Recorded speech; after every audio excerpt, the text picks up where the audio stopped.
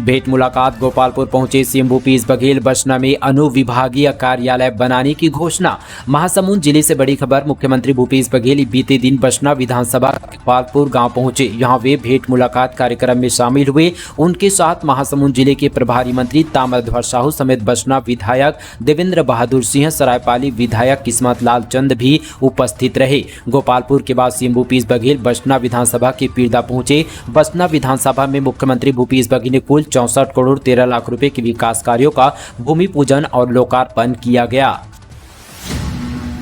सहारा India के निवेशकों ने रैली निकालकर कलेक्टर से मिले और उन कंपनी के जिम्मेदार अफसरों पर कार्रवाई करने की मांग। बिलासपुर जिले से बड़ी खबर। सहारा इंडिया में पैसा जमा करने वाले निवेशकों ने यहां पर रैली निकालकर कलेक्टर को ज्ञापन सौंपा। रैली का नेतृत्व भाजपा नेता व पूर्व विधायक अमर अग्रवाल ने किया। इस दौरान निवेशकों ने कंपनी जिम्मेदार अफसरों के खिलाफ कानूनी कार्रवाई करने की मांग की गई। कलेक्टर सौरभ कुमार ने कार्रवाई करने का आश्वासन दिया। निवेशकों का कहना है कि 8 साल यहाँ पर सहारा सेबी के विवाद की वजह से अभिकर्ता व निवेशकों को पैसा नहीं मिल रहा है। इससे कई प्रकार की समस्या का सामना कर रहे हैं। सभी अभिकर्ता उनके परिवार का भरण पोषण नहीं हो पा रहा है। निवेशकों के भुगतान में देरी किया जा रहा है। सेबी के कुछ अधिकारियों की वजह से संस्था में 24,000 करोड़ रुपए फंसे हुए हैं। इसकी वजह से निवेशकों को इस समय पर भुगतान नहीं हो पा रहा है। दूसरी ओर नया व्यवसाय भी नहीं मिल रहा। 24,000 करोड़ रुपए वापस दिलाने की मांग करते हुए अभिकर्ताओं ने यहां पर निवेशकों के साथ मिलकर सेबी के खिलाफ धरना प्रदर्शन किया और कलेक्टर सौरभ कुमार को ज्ञापन सौंपा। सहारा सेबी में फंसे ब्याज 24,000 करोड़ रुपए वापस दिलाने की मांग की गई।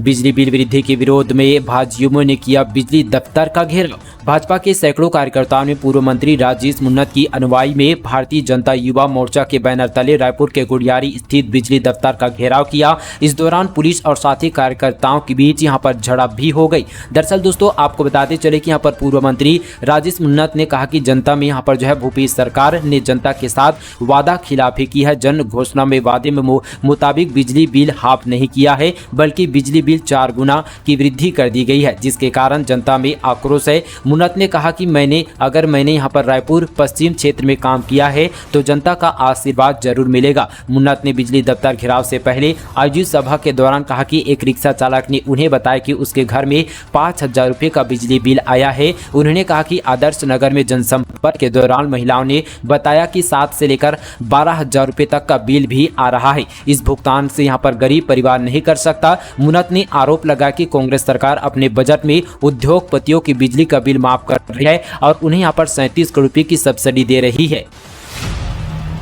पति का कॉलर पकड़कर घसीटा कोर्ट परिसर में बवाल। पत्नी बोली भरण पोषण के लिए पैसा नहीं दे रहा है। 6 साल से अलग रह रहे हैं दोनों। छत्तीसगढ़ के मनेन्द्रगढ़ में भरण पोषण को लेकर परिवार न्यायालय में पेशी पर आए पति पत्नी कोर्ट परिसर में हाथापाई पर उतर आए। मामला इतना बढ़ गया कि दोनों न्यायालय से निकलकर एक दूसरे के खिलाफ केस दर्ज कराने पुलिस थाने पहुंच गए। जानकारी के अनुसार एमसीबी जिला के अंतर्गत टीना दफाई छोटी बाजार निवासी शशि का विवाह सक्री जिला के अंतर्गत नंदेली निवासी सोहन धीरे के साथ साल 2014 में हुआ है। पिछले 6 सालों से दोनों यहां पर पति पत्नी अलग रह रहे हैं। 7 साल की उनकी एक छोटी बेटी है। यहां पर शशि की ओर से परिवार न्यायालय में मनेन्द्रगढ़ में भरण पोषण प्राप्त करने के लिए यहां पर परिवाद पेश किया गया है। छत्तीसगढ़ में 17 दिसंबर को मनाया जाएगा गौरव दिवस। जनता के नाम संदेश देंगे सीएम भूपेश बघेल। छत्तीसगढ़ के मुख्यमंत्री भूपेश बघेल के नेतृत्व में राज्य सरकार 4 वर्ष का कार्यकाल पूरा होने पर 17 दिसंबर को शासन द्वारा छत्तीसगढ़ गौरव दिवस का आयोजन किया जाएगा। इस दिन राज्य के सभी गौठानों, सहकारी सोसाइटी परिसरों, धान खरीदी केंद्रों, तेंदुपत्ता संग्रहण केंद्रों, वनोपज प्रबंधन समितियों के कार्यालय स्थलों, सभी जिलों में संचालित हॉट बाजारों, नगरीय क्षेत्र के वार्डों में कार्यक्रमों का आयोजन लोगों को यहां पर शासन की जन कल्याणकारी योजनाओं की जानकारी दी जाएगी। सुबह 11 बजे मुख्यमंत्री भूपेश बघेल राज्य की यहां पर जनता के नाम संदेश भी देंगे। लोगों को भा रहा है। छत्तीसगढ़ी सिंगर नितिन दुबे का गाना सबसे ज्यादा सब्सक्राइबर वाले इकलौते independent artist. Chhattisgarhi music industry का नया दौर शुरू हो गया है। गाने के रिलिक्स और धुन तैयार करने के लिए गायक दिन रात मेहनत कर रहे हैं। इसी मेहनत का नतीजा है कि छत्तीसगढ़ी गाने अब करोड़ों लोगों की पसंद बन चुके हैं। छत्तीसगढ़ के एक ऐसे ही गायक हैं नितिन दुबे। इनके गाने इन दोनों यहाँ पर सोशल मीडिया पर छाए हुए हैं। इनके गाने सोशल मीडिया पर एक के बाद एक यहाँ पर वायरल हो रहे हैं। नितिन दुबे के यहाँ पर गाना तैयार करने के पीछे की कहानी भी दिलचस्प है। हाल ही में यहाँ पर नितिन ने अपने 1 साल पुराने गाना यहाँ पर बर्बाद का रिलिक्स बर्बाद 2 रिलीज किया है। ये गाना सोशल मीडिया पर वायरल हो रहा है। ये गाना दर्शकों के डिमांड पर रिलीज किया गया है। कार में लगी आग से 2 जिंदा जले, 4 झुलसे। वहां से गुजर रहे लोगों ने फेसबुक लाइव कर मदद मांगी। पेड़ से टकराकर हुआ हादसा। मनेंद्रगढ़ चिरमिरी भरतपुर जिले के बेलबहरा के पास जंगल में देर रात पेड़ से कार टकरा गई। टक्कर के बाद कार में भीषण आग लग गई। हादसे में 2 लोगों की मौत हो गई है। राहगीरों ने कार से सभी 6 लोगों को बाहर निकाला है। घायलों को मनेंद्रगढ़ सामुदायिक स्वास्थ्य केंद्र से जिला अस्पताल रेफर किया गया। मामला मनेंद्रगढ़ थाना क्षेत्र का है। घटना के समय वहां से गुजर रहे लोगों ने कार में फंसे लोगों को निकाला और साथ ही फेसबुक लाइव कर पुलिस और साथी लोगों से मदद मांगी गई। घटना में कार पूरी तरह से जलकर खाक हो गई है। वहीं 4 लोग झुलस गए हैं जिन्हें यहां पर इलाज के लिए अस्पताल पर भर्ती कराया गया है। नए मेहमानों का इंतजार। मैत्रीबाग केज हुए खाली। बंगाल टाइगर समेत अन्य वन्य जीव लाए जाएंगे। दरअसल यहां पर मैत्रीबाग में एक एक कर यहां पर केज खाली होते जा रहे हैं। यहां के किसी केज में एक वन्य प्राणी है तो किसी में वह भी नहीं है। लंबे समय से इनमें नए मेहमान लाने की तैयारी है। उसके नाम तय किए जा रहे हैं। सबसे पहले समीप के जू से यहां पर नए मेहमान लाए जाने हैं। जो अथॉरिटी ऑफ इंडिया लिमिटेड से अनुमति मिलना बाकी है। इसके बाद ही नए मेहमानों को लाने की दिशा में रास्ता साफ होगा। एक मादा पहले से यहाँ पर मैत्रीबाग में थी, बाद में वह भी चली बसी। अब यहाँ के एक यहाँ पर जोड़ा लॉइन की जरूरत है। छत्तीसगढ़ में निर्भया फंड का 63% इस्तेमाल, फिर भी हर दिन दुष्कर्म की 3 घटनाएं।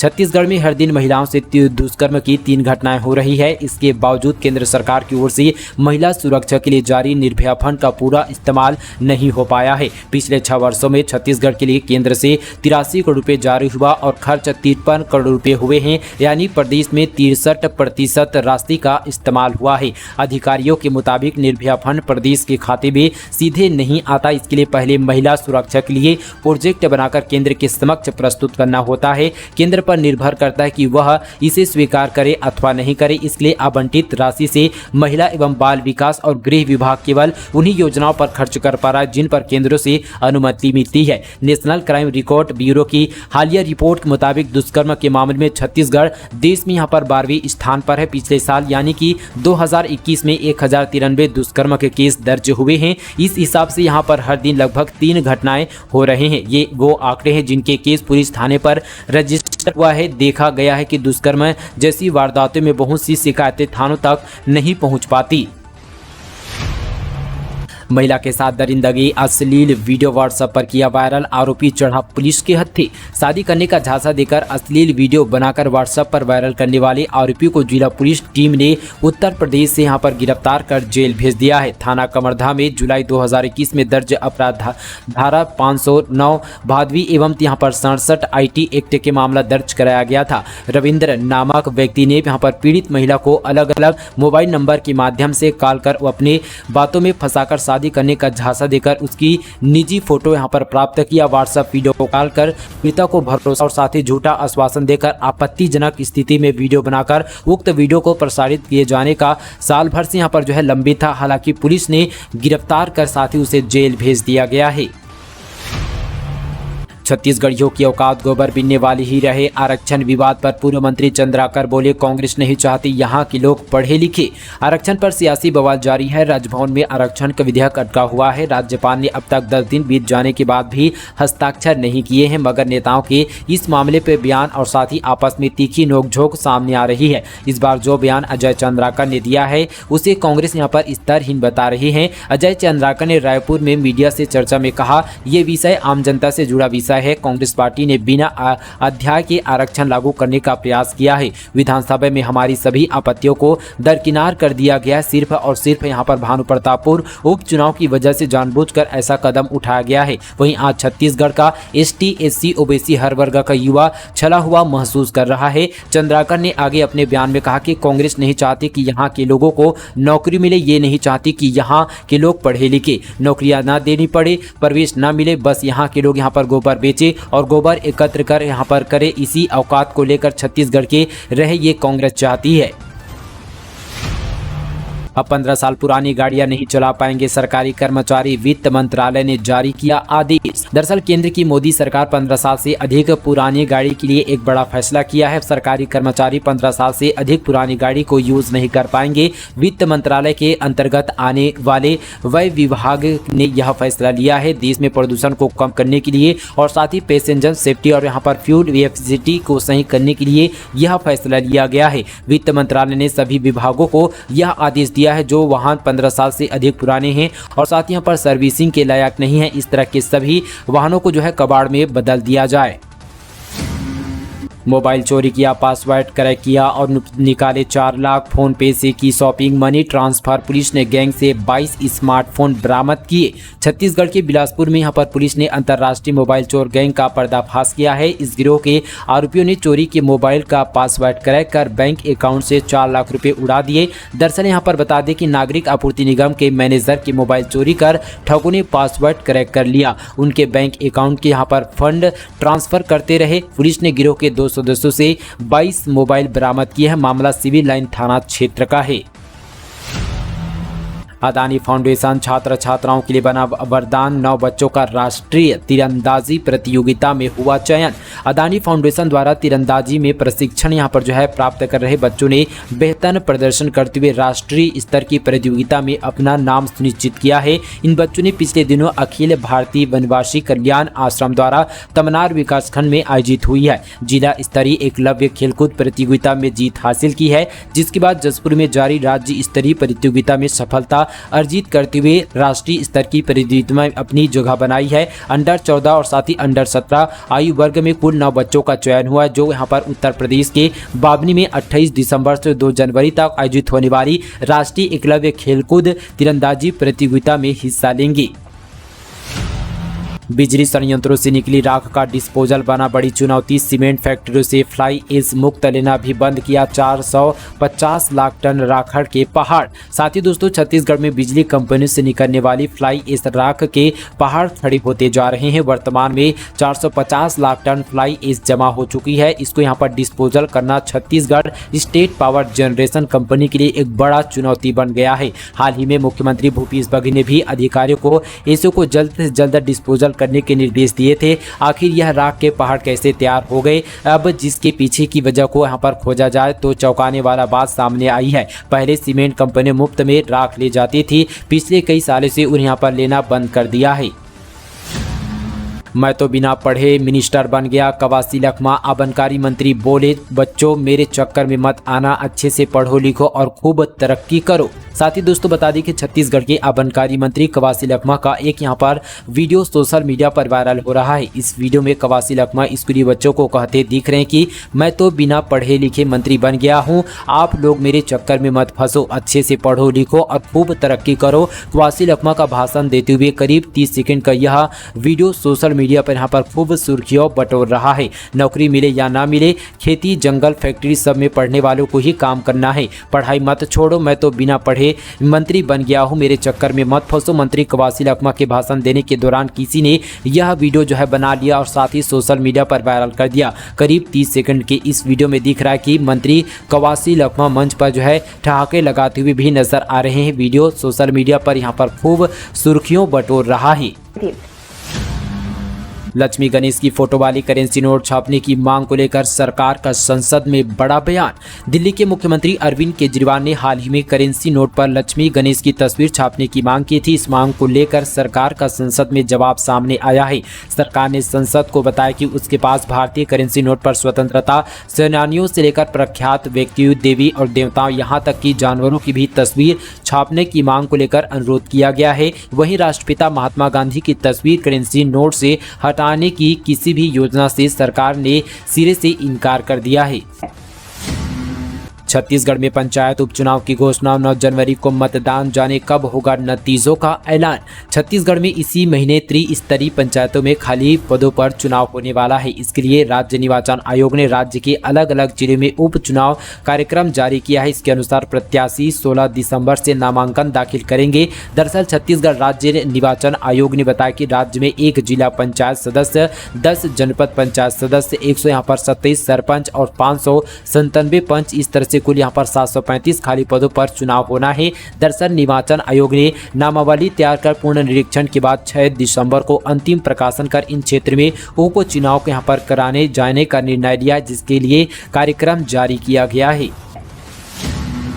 सूरजपुर में रेलवे फाटक पर बनेगा ओवर ब्रिज, 98 शासकीय और निजी दुकान होगी प्रभावित। छत्तीसगढ़ के सूरजपुर जिले से होकर गुजरने वाली नेशनल हाईवे यहाँ पर 43 पर स्थित जयनगर रेलवे फाटक से अब लोगों को जल्द ही आवागमन में होने वाली परेशानी से निजात मिल पाएगी। यहाँ पर जल्द ही ओवर ब्रिज निर्माण कार्य शुरू होने की उम्मीद है। ओवर ब्रिज निर्माण कार्य कराए जाने के लिए भारत सरकार द्वारा नोटिफिकेशन भी जारी किया गया है। गौरतलब है कि नेशनल हाईवे 43 पर स्थित यहाँ पर जयनगर रेलवे फाटक काफी व्यस्त होने से आमजन को वहां पर खासी परेशानियों का सामना करना पड़ता है। यहां तक कि कभी कभी इमरजेंसी सेवा भी बाधित हो जाती है। इसके बाद इस प्रक्रिया को पूर्ण करने से आम लिहाजा पहचाने जाने के बाद जो है और बीच निर्माण कार्य के गत यहां पर 30 नवंबर को भारत सरकार द्वारा नोटिफिकेशन जारी कर दिया गया है। नोटिफिकेशन में 21 दिनों के भीतर दावा आपत्ति किए जाने के बाद उल्लेखनीय की गई है। बताया जा रहा है कि उक्त ओवरब्रिज का निर्माण कार्य 62 करोड़ 50 लाख रुपए की स्वीकृति राशि पूर्ण रूप से किया जा चुका है।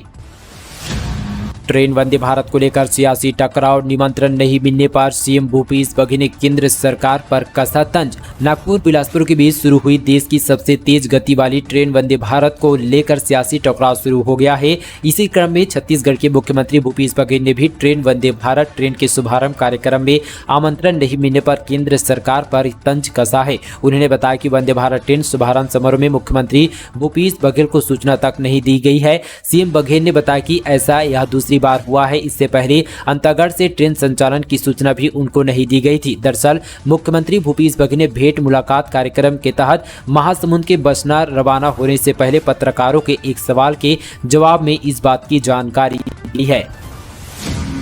धूर नक्सल प्रभावित मनकेली में 17 साल बाद बजी स्कूल की घंटी, बच्चों ने अ से आमर्स नहीं अ से अनार पढ़ा। छत्तीसगढ़ के बीजापुर जिले के धूर नक्सल प्रभावित ग्राम मनकेली में सोमवार को 17 साल बाद स्कूल की घंटी बजी। जंगल के बीच बसी इस गांव के स्कूल में सन्नाटे को जो है चीरते हुए जब बच्चों का ककहरा गूंजा तो ग्रामीण के यहाँ पर चेहरे चमक उठे। नक्सली अब यहाँ के बच्चों को, किशोरों को जो है बरगलाकार में अ से यहाँ पर आमर्स का सबक पढ़ाकर बंदूक थमा देते थे, लेकिन अब यहाँ पर उम्मीद की जा रही है कि यहाँ के नौनिहालों से अ से अनार पढ़कर जिंदगी में मिठास ढूंढने की राह पर आगे बढ़ेंगी।